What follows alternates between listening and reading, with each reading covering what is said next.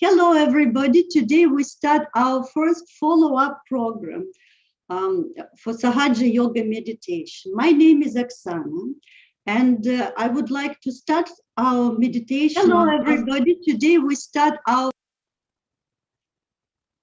an echo. So I would like to start our meditation with a little animation that would show what is Sahaja Yoga and what will happen within you when you receive that experience, self-realization. So we'll just wait for our animation to show up.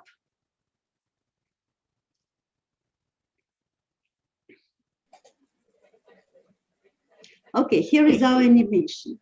So within us, you could see on this video is this is our central nervous system, but within us there is also the subtle system. And this subtle system consists of energy centers that we call chakras and energy channels. We usually don't feel it, but within ourselves there is a sacrum bone, and within this bone there is the energy kundalini. This energy spontaneously could be awakened, and when it passes through all the energy centers, it enlightens these centers, and when it pierces through the top of our head, we could actually feel this energy. We could feel this energy as a cool breeze coming up from our head. We could feel it like that. Sometimes it could be cool, sometimes it could be hot, depending on the state of our subtle system. Now, the second thing that happens within us, when this energy is awakened, we could feel the state of our subtle system. What does it mean? It means that these centers, these chakras, they actually act on our nervous plexuses. For example, the first center, we call it Muladhara chakra, acts on our pelvic plexus. Then the second center acts on our aortic plexus. And the centers that actually gives energy to these plexuses is very important, because those plexuses give energy to our internal body, internal organs. If there is not enough energy, then we would suffer physical problems, mental problems, and emotional problems. So the second thing that happens within us is that on our hands, we actually are able to perceive, to feel this energy. This energy gives us the centers, the subtle centers, give us information about the state of these centers. So we could feel cold, we could feel tingling sensations, or maybe cold sensations, depending on how are the state of our how the state of our subtle system. So it gives us better understanding and better perception what we could say what is wrong with us or what's well with us. And it gives us first the tool to identify within us whether there are any problems. And the second one, the most amazing thing about this Kundalini energy, it shows us the problem, then it heals us. So it gives us balance, it gives us physical well-being, it gives us emotional and spiritual well-being. As you can see on the diagrams, these centers have the innate qualities. And if we, I would say, don't abide for these qualities, for example, the first center is innocence. Innocence can never be destroyed within us, but it could be clouded. So if there could be a little problem, if we don't respect innocence within ourselves, immediately with the awakening of energy, we could feel this central tingling sensation on the corresponding center on our palm. Or very often, if we have, for example, a little bit problems with our cardiac plexus, with our heart chakra, then immediately we could feel, if there is a problem with the heart chakra, we would feel on the left hand, we'll feel it on the little finger. Also, our hands, the right and left hands, they are the ending of our sympathetic system. The left hand is the channel of the emotional channel within ourselves. It's called the Ida Nadi. And Ida Nadi, it deals with our past, with our desires. And then the right channel is the channel of actions. So our futuristic planning activity, all are powered by this channel.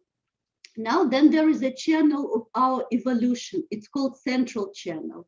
And this is the channel when Kundalini arises. It arises on this channel. It is beyond our sympathetic activity. We cannot will this awakening. We cannot run or we cannot desire Kundalini to arise. It's the automatic process that happens within us when we meet somebody who already has this energy awakened.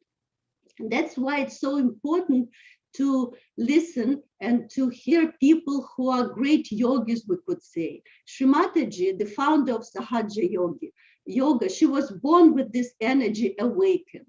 And now we will listen to her lecture. She talks about the subtle system within us. And when she talks, you could just close your eyes or you could listen to her and you will feel this energy within yourself starts to move. So let's all together enjoy lecture of Shri Mataji, the founder of Sahaja Yoga.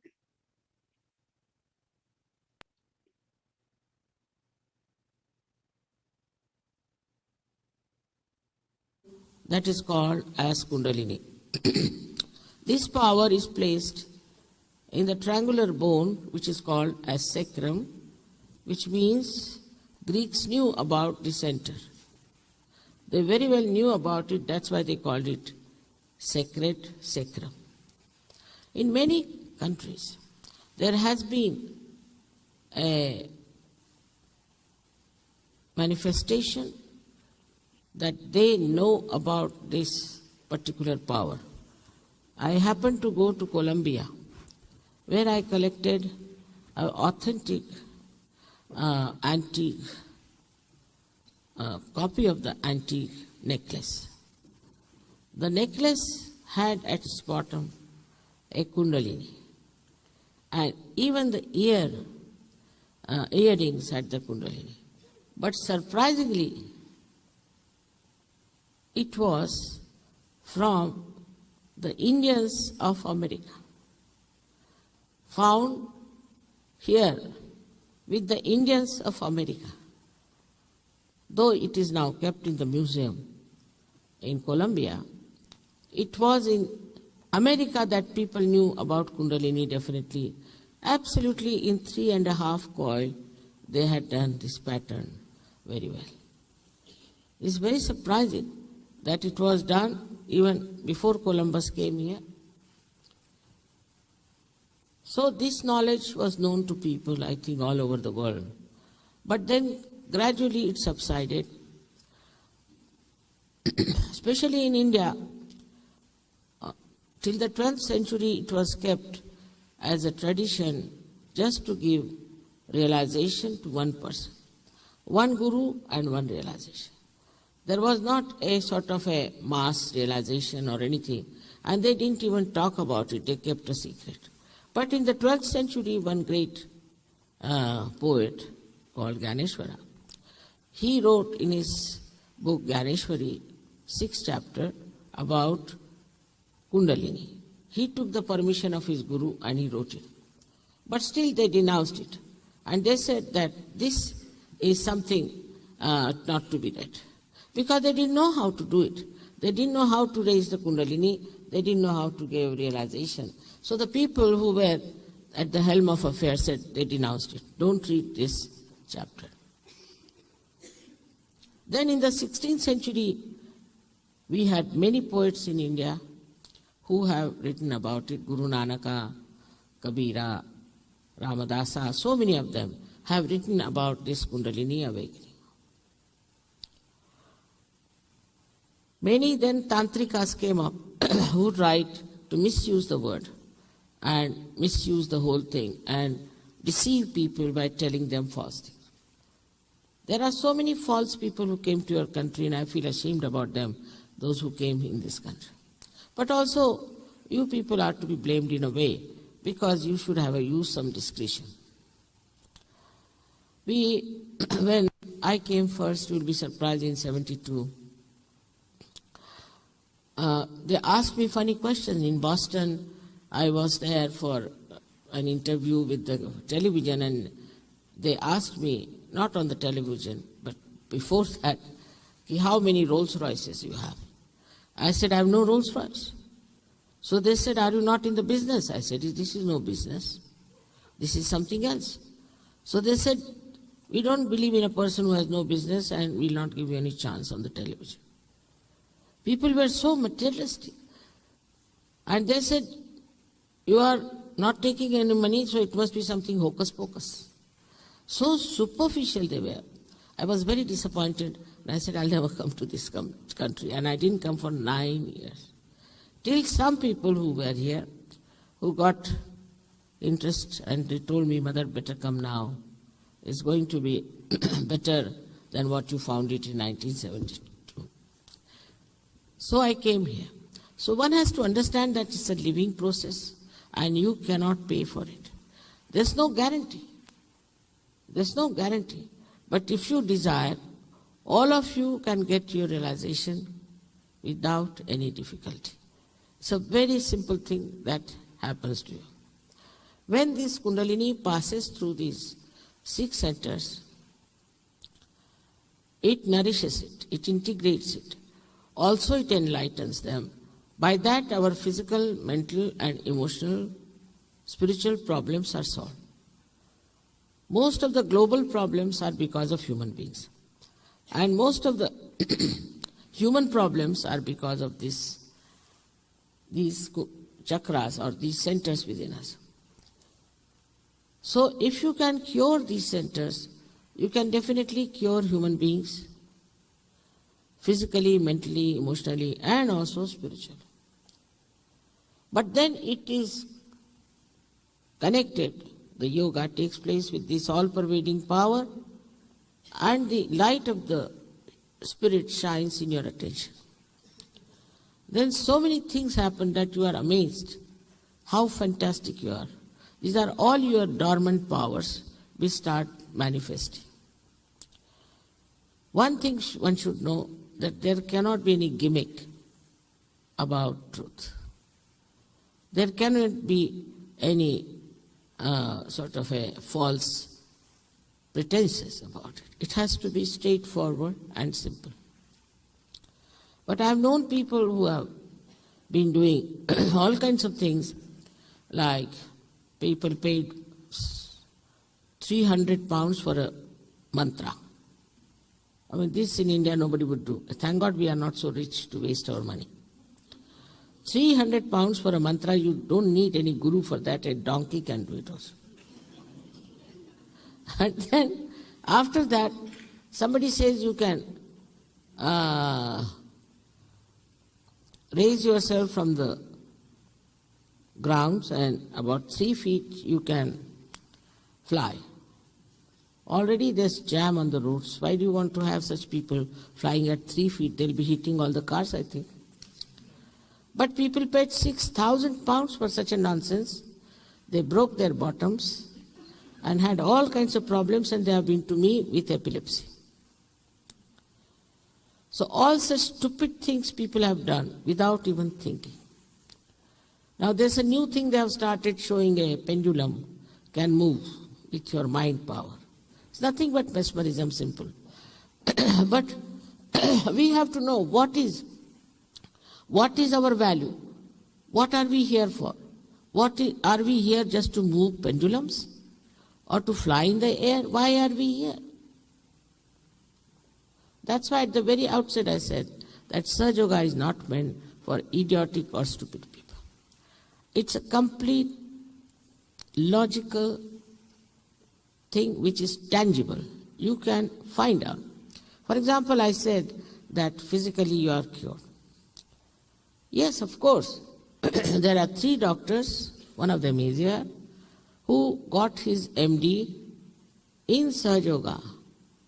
which showed you can cure incurable diseases like asthma, epilepsy, and also physical fitness. 3 doctors got this. And there are many doctors who are doing this research all over the world. You'll be surprised that in Russia there are 2,000 doctors who are practicing surgery. I must say, for your information, Russians are tremendously sensitive to spirituality. They threw out all false gurus, everything. I don't know, maybe our freedom has led us into a mess like this. Freedom without discretion can be very dangerous. That may be the reason we are now finding lost as far as our society is concerned, as far as our children are concerned. In every way, we are confused. But there's a way out from all this, which is very simple. And the way out is that your Kundalini is to be awakened. That's very simple, I told you, because it is built in. It's your own power that is going to work it out. No obligation, there's no commitment, nothing. As far as you are a human being, that is sufficient.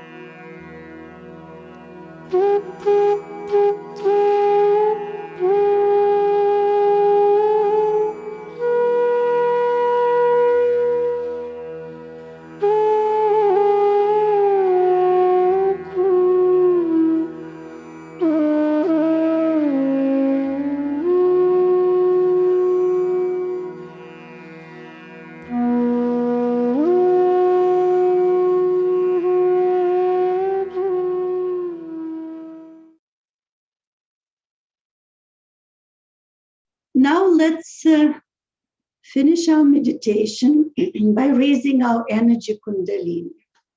So our left hand will go up like that, and right hand will go around. And then we tie one symbolic knot. And again, we will do that. And we tie 2 symbolic knots. And the third time, and we tie 3 symbolic knots. And now we will raise energy from the left to the right and back 7 times.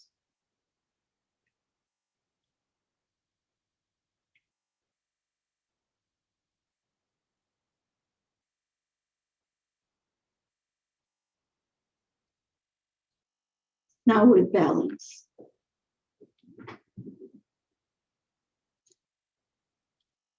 That would be the end of our session. I hope, well, we had some technical difficulties, but that was our first Zoom live class. Thank you all.